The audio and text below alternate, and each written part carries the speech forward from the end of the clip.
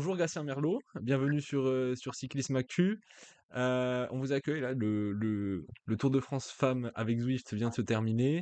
Vous qui avez été un des premiers, on va dire, fondateurs début des années 2000 d'une équipe de cyclisme féminin, est-ce que vous pouvez nous dire déjà, pour commencer, comment est-ce que vous avez vécu ce Tour de France? Est-ce que vous l'avez suivi?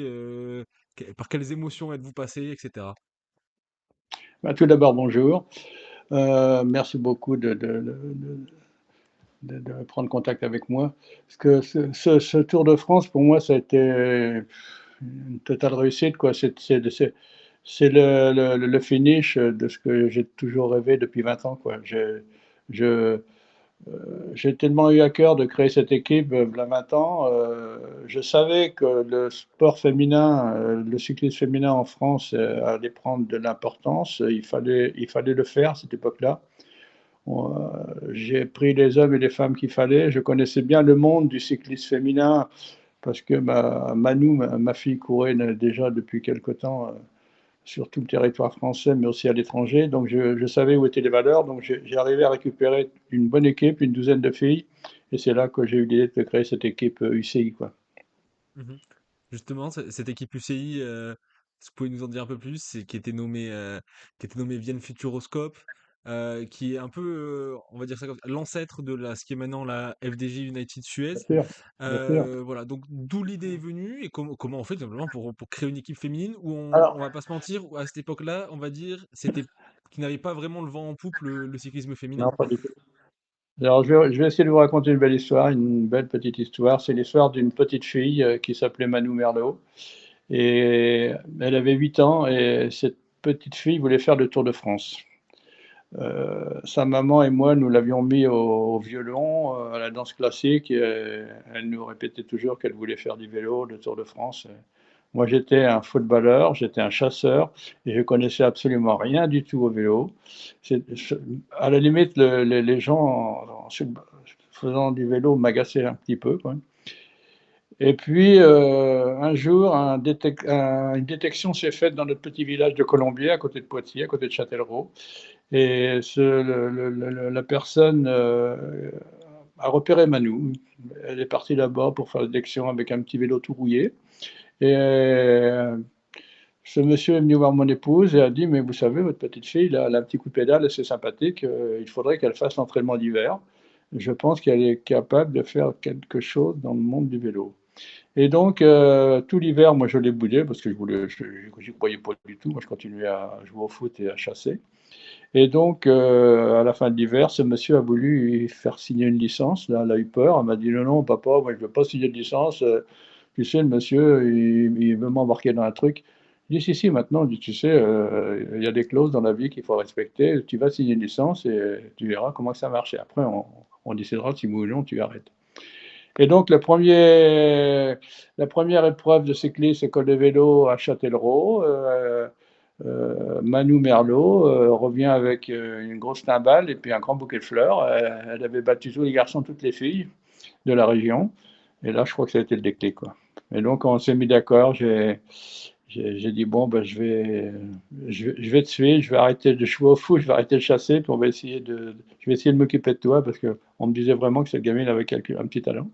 Et en effet, c'est parti comme ça. Elle était championne de France en, je ne sais plus quelle année, en 2002, 2004, je crois. Voilà, et puis le rêve a continué. À 18 ans, donc là, commençait le problème à arriver, parce qu'en France, il n'y avait aucune structure, quoi. C'était compliqué. Il y avait quelques équipes qui essayaient de se lancer en UCI, mais on voyait bien que ça chaotait, que c'était pas terrible, c'était mal organisé, il n'y avait pas des filles très, très, très de grande valeur dedans. Et moi, je dis à Manu, tu sais, tu vas partir à l'étranger, en Italie, en Hollande. Déjà, ça marchait très bien, le vélo, en Allemagne, ça. Et puis elle me dit, non, papa, je veux rester à côté de toi, je veux courir en France. Et là, j'ai eu l'idée de faire une équipe UCI, Union Cycliste Internationale. Un peu fou, hein, alors que encore le monde masculin, dans le cyclisme masculin, avait tendance à nous rentrer dedans, quoi. Le féminin était très mal vu, le cyclisme féminin était très mal vu. Non, je m'en vais voir un monsieur Gautreau, qui était à l'époque président du comité régional, monsieur Gautreau, Serge Gautreau, qui m'a dit, mais Gatien, c'est une très bonne idée. On va foncer, on la lance cette équipe. Et donc, j'ai dit, tu sais, moi, l'argent, je vais la trouver, je vais trouver le pognon, je vais trouver les véhicules, je vais trouver les filles. Je connaissais les filles par cœur, je me suis fait aider par d'autres personnes, des copains qui sont venus m'aider. Et en effet, avec un petit budget pas très élevé, 100 000 euros à peu près, euh, en prenant une voiture en location, un camion atelier, tout ça, et un directeur sportif. Et donc, c'était parti. On montait cette équipe qui s'appelait, je m'en vais voir le Futuroscope. On m'avait dit, de toute façon, le Futuroscope, il n'a jamais donné le nom à personne. Ça ne marchera pas. Garcien, tu passeras 10 minutes dans le bureau de Monsieur Hummel et puis tu n'auras pas le nom de Futuroscope. Et moi, j'étais entêté. Je voulais ce numéro. Je voulais ce nom Futuroscope. Et en effet, on va voir le directeur, Monsieur Hummel. Et en effet, on n'est pas resté 10 minutes, on est resté 3 heures dans son bureau et on a construit pas mal de choses, l'infrastructure pour l'équipe, le nom, il me donne le nom Futuroscope, les départements qui me suivent, et là c'était parti. L'aventure était partie. On peut vraiment dire que l'aventure est partie à ce moment-là. Quand le Futuroscope m'a donné le feu vert, j'ai dit ok, on fonce, on a les filles, on a le matos, on y croit. Alors j'étais très rigoureux, j'ai toujours été très rigoureux dans la vie et je voulais toujours que les filles soient bien habillées, hein, qu'on ait des beaux vélos, les mêmes baskets, les mêmes lunettes, les mêmes... enfin, moi, je voulais vraiment de la rigueur. C'est peut-être ça qui a aussi, qui a plu au niveau médiatique, au niveau des spectateurs, je pense que c'est ça qui a plu. Et voilà, comment l'aventure a démarré. Mmh. Justement, parce que pour les gens qui suivent le cyclisme actuel, que depuis le cyclisme féminin, depuis allez, 4-5 années, depuis là où ça a vraiment explosé aux yeux du grand public, est-ce que vous pouvez un peu nous Mhm. expliquer dans quel état était le cyclisme féminin, notamment en France, voilà, au milieu des années 2000? Alors, le cyclisme féminin, on avait des championnes. On avait des Longo, des Marshall, on avait des filles qui marchaient très bien, mais par contre, c'était d'individualité. On n'arrivait pas à monter à créer le cyclisme comme le cyclisme masculin, le cyclisme féminin comme le cyclisme masculin. Et moi, j'ai toujours cru que si on voulait développer le cyclisme féminin en France, il fallait le faire par équipe. Enfin, fallait créer une équipe très, très compacte, comme font les garçons, quoi, avec une leader. Et c'est ça qui a déclenché tout. Avec tout le respect que je devais à toutes ces femmes qui ont couru, qui ont ramené des tas de titres, hein, Jenny Longo entre autres, mais c'est pas ça. Je savais que ça allait pas marcher. Si on continuait à laisser les filles faire comme ça individuellement, ça ne pouvait pas marcher. Il fallait créer une équipe solidaire. Voilà. Mmh. Et au niveau mondial, par exemple, au niveau des courses, pour les gens aujourd'hui, ils sont habitués, on a les 3 grands tours, on a les championnats du monde, on a quasiment tous les monuments pour le cyclisme féminin. Oui. À cette époque-là, bien sûr, il y a pas de Tour de France, il y a pas de comment un calendrier s'organise, comment on gère les coureuses, combien il y a de coureuses par équipe? Est-ce qu'on peut un peu nous expliquer, en fait, l'ensemble de la vie de la Et la surtout structure qu'on d'une n'avait équipe? pas d'argent, donc on pouvait déjà pas payer les filles. Donc, on avait très peu d'argent pour faire vivre cette entreprise. On partait souvent à l'étranger, mais alors partir à l'étranger, ça nous coûtait moins cher que d'aller courir à Nîmes ou à Lille, quoi. Donc, il était préférable parce que sur une fois, on était invité. Sur invitation, ça nous coûtait pas cher. On pouvait peut-être récupérer même un peu d'argent. Donc, on faisait des beaux championnats, des belles cours extérieures. Il y avait un World Tour qui existait déjà. C'était un soi-disant World Tour, quoi. Donc, c'était assez facile. Et puis, mais c'était fantastique, c'était l'aventure. Vous vous rendez compte, mettre des filles dans un avion avec des vélos, avec un DS, un mécano, un Toubib qu'on pouvait arriver à trouver un Toubib, mais c'était merveilleux. Mais on avait inventé quelque chose. C'était inimaginable à l'époque. Les filles étaient tellement contentes d'avoir leur pactage. Au début de l'année, quand on leur amenait le pactage avec les chaussures, les baskets, les lunettes et tout, et tout, et tout. Mais si vous aviez comme elles étaient contentes, mais et elles avaient les yeux qui brillaient. Moi, j'étais heureux. Je dis la mayonnaise en train de prendre. La mayonnaise prenait. Et c'est ça je pense que j'étais pas tout seul à le faire, hein. Je m'étais entouré de copains qui croyaient dans mon truc là.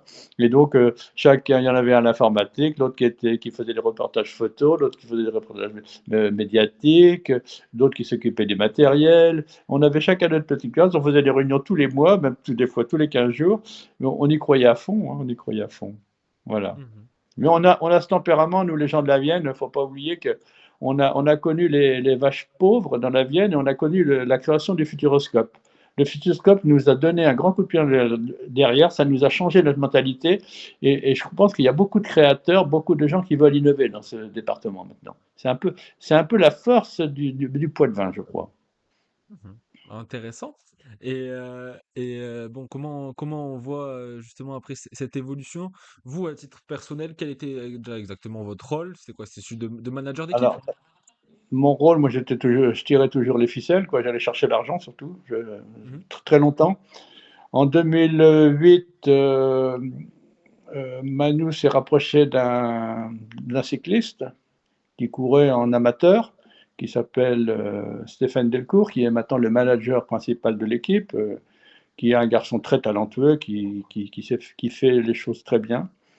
Donc, petit à petit, bah, il prenait de l'ampleur dans l'équipe, il est devenu trésorier, c'était un banquier, donc il s'occupait de la trésorerie, il gérait ça très bien, moi ça me convenait tout à fait, il sortait avec ma fille, il s'était rapproché de ma fille, donc très bien, et donc ils se sont mariés.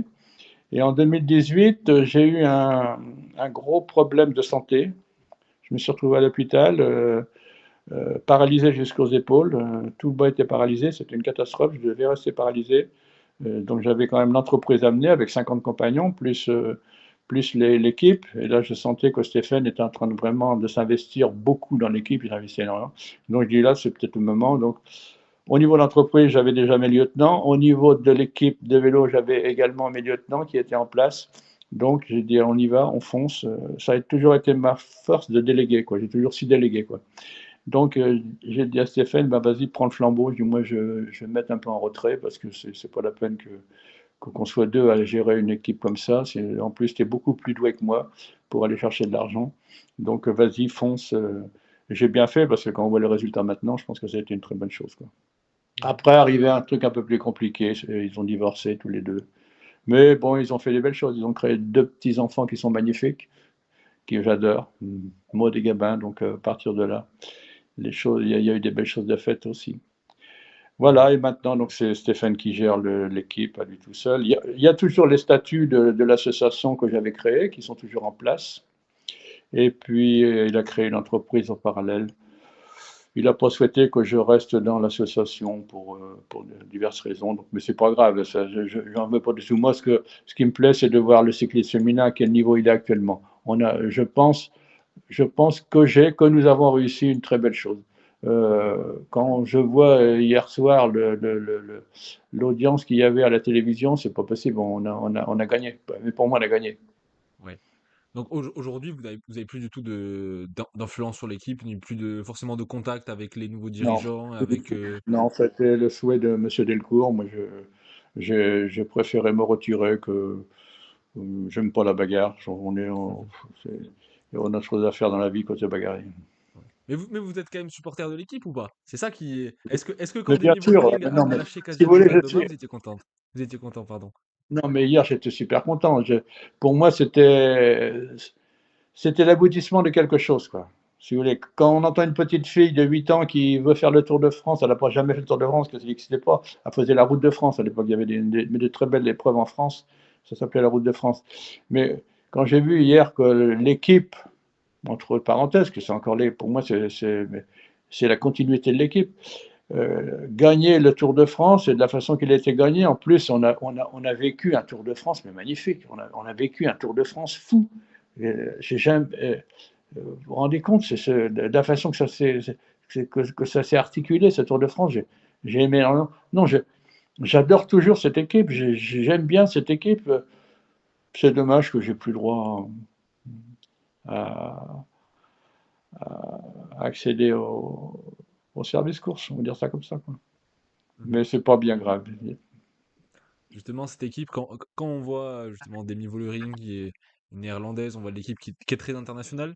Est-ce que quand vous l'avez lancée en 2006 ou même quand ça a continué dans les années 2010, est-ce que Oui, vous attendez justement à ce que cette équipe prenne allez, cette ampleur-là, qu'elle devienne oui, l'équipe oui, oui, il numéro un fallait. mondial? Le but, moi, le but, c'était de devenir numéro un mondial, c'était ça. Je voulais la plus grande équipe au monde. Ça, déjà, dans ma tête, c'était ça. Stéphane Delcourt. Et on était axé pareil avec Stéphane, donc c'était impeccable. Moi, je voulais être numéro un mondial. Donc, déjà, je m'étais rapproché du président de la fédération à l'époque, l'appartient, qui est maintenant président du CI. Et il m'a dit, Gatien, si tu veux qu'on évolue, il faut que tu ailles chercher des étrangères. Donc j'ai récupéré des Canadiennes, des Australiennes, la première c'est une Suédoise, Tiena Niemen, qui a apporté beaucoup. Elle a apporté pas tellement par sa valeur sportive, mais par leur mentalité. Si vous voulez, ces étrangères, donc, qui déjà faisaient des vélos, étaient déjà en équipe depuis bien longtemps, avaient un tempérament de gagne, quoi, que Mmh. les filles en France n'avaient pas encore, quoi. Donc il fallait changer un peu la mentalité. Ces filles-là allaient vers les caméras, ces filles-là allaient vers les médias. Nous, les nôtres, notre petite française, ils se cachaient. Mais quand ils voyaient un micro arriver, ils se cachaient. Alors, oui, il y avait tout à créer, il y avait tout à faire pour arriver à changer les mentalités. Mmh. Sur le plan sportif, on avait le même niveau que les autres. Mais par contre, on n'avait pas la hargne, on n'avait pas la gagne dans la peau. Et ça, c'était terrible. Et donc, c'est ça qu'il fallait changer aussi. Il fallait Mmh. trouver la structure, l'infrastructure, mais aussi changer les mentalités des filles qui étaient sur les vélos. Mmh. Bon, on a vu quand même que ça a bien changé, puisque cette année, c'est une équipe française qui Ah gagne. oui, L'année oui. dernière, l'année dernière, c'est une Française qui a gagné avec Pauline Ferrand-Prévot. Ah, Euh, quelle, quelle, quelle vedette cette Pauline. Moi, j'adore Pauline. J'adore Pauline. Vous aurez bien aimé Je ressens, l'avoir dans je votre équipe. ressens- Comment? Vous aurez bien aimé l'avoir dans votre équipe. Ouais, à l'époque, mais elle volé déjà très, très fort avec d'autres équipes. C'était difficile de la joindre. Et on n'avait pas un budget assez élevé pour la récupérer, quoi. Mhm. Bon, et pour vous, quel est le prochain step, quelle est la prochaine marche à franchir en général pour le cyclisme féminin, pour qu'il passe encore un niveau au-dessus, même si on voit déjà que, bah, vu les Alors, le audiences, sport vu tout ce qu'il féminin, y je a, pense que c'est assez exceptionnel. au niveau structure, ça va se développer peut-être vitesse grand B. Je pense on- une équipe comme Jeune Futuroscope, comme FDJ, on est devenu des ambassadeurs au niveau français, des ambassadrices. Donc ça va continuer. On va donner des idées à un tas de gens pour créer des équipes nationales, tout ça. Moi, ça m'inquiète pas. Ce qui m'inquiète plus, c'est en école de vélo. En école de vélo, il va falloir qu'on repense vraiment les écoles de vélo avec les petites filles. Parce une petite fille, c'est pas un petit garçon, quoi. Il faut amener des infrastructures différentes au niveau, je sais pas moi, au niveau des vestiaires, au niveau des, il faut. Donc ça, je pense on est un peu en retard là-dessus. Il y a beaucoup de petites filles qui arrêtent à 13 ans, 14 ans le vélo parce que ben, il n'y a pas des moyens d'infrastructures assez prononcées, assez bien pour accueillir ces petites filles. Donc elles arrêtent le vélo. Donc je pense qu'il faut vraiment bosser là-dessus. Il, Mhm. il y a encore du boulot, quoi. À partir de là, si on arrive à amener des petites filles dans les écoles de vélo, puis surtout les garder après 14 ans, on aura réussi quelque chose. Après, le reste va suivre. Les présidents de clubs voudront créer des courses féminines, des gens ambitieux voudront créer des équipes nationales, des gens ambitieux voudront créer des équipes UCI, ça ne m'inquiète pas du tout. Mhm. Je Bah dis la écoutez, mayonnaise, ma mayonnaise a pris. Voilà. et la mayonnaise en général aussi, je pense, quand même. Quand on voit ce qui est devenu, Et la mayonnaise en général. ouais, quand on voit quand même ce qui est devenu le cyclisme féminin, l'évolution sur les dix Ah oui, dernières années, je sais pas s'il y a déjà un sport où ça a été bah, aussi vite. aussi important, c'est quand même assez exceptionnel. On est passé de très peu de courses, très peu de coureuses professionnelles, à aujourd'hui, ben, il y a des centaines de filles qui sont professionnelles, il y a des courses aux quatre coins du monde. C'est quand même Ça va très une vite, belle très évolution vite. et c'est positif. Et puis, alors, je pense, ce qui attire peut-être le monde, c'est que le sport, c'est vrai que c'est la performance, c'est le chrono, l'éternel chrono, qu'on veut toujours un chrono meilleur, mais il n'y a pas que ça dans le sport. Il y a aussi la beauté du geste, la beauté du corps. Et je pense une femme cycler sur un vélo, c'est beau. Contrairement à ce qu'a dit Et Marc Madiot il y a c'est quelques ça années. qui plaît aux gens. Et c'est ça qui plaît aux gens. C'est- c'est- je pense que, mais regardez ces femmes qui sont sur un vélo, franchement, c'est magnifique. Elles ont des gestes qui sont magnifiques.